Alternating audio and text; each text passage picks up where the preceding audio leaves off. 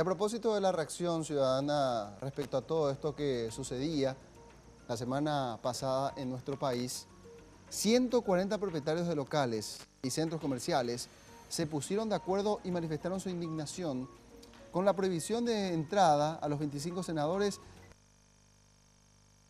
nacional. Pero no solo se reservan el derecho de admisión, sino que también se comprometen a escrachar y a no atender los pedidos de compra de estos parlamentarios.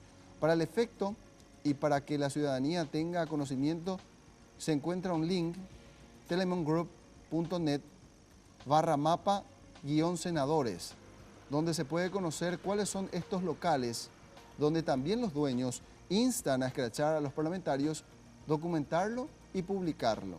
El video que más fue comentado fue el escrache a la senadora Mirta Gusinski en Ciudad del Este el sábado por la noche.